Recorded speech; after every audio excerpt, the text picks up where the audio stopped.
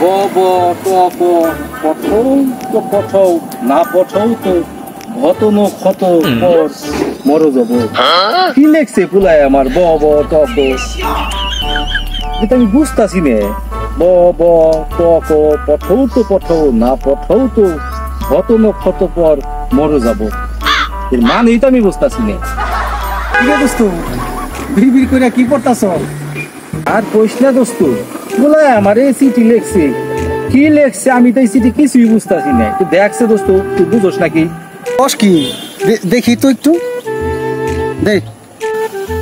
এই যে দেখ, এই জায়গায় লাগছে কি ব ব। হ্যাঁ বাবা।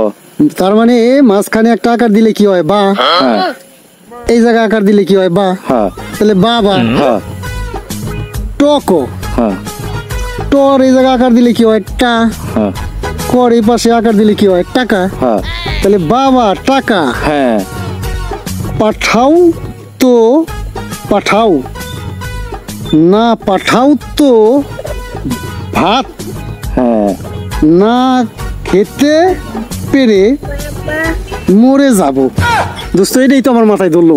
তো তাহলে এইটা লেখছে না, বাবা টাকা পাঠাও তো পাঠাও না পাঠাও তো ভাত না না খেতে খেতে মারা মারা যাব।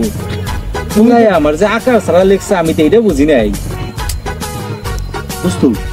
পুলাই আমার দা শহরে ভাত না খেয়ে মরতাছে আর আমি খাইয়া দিব্যি ঘুরে বেড়াইতেছি না। তাহলে আমি যাই যাই পুলার জন্য কথা পাঠাই দিয়ে শিখি তো যা যা তাড়াতাড়ি যা। এখন না খেয়ে রয়েছে রে।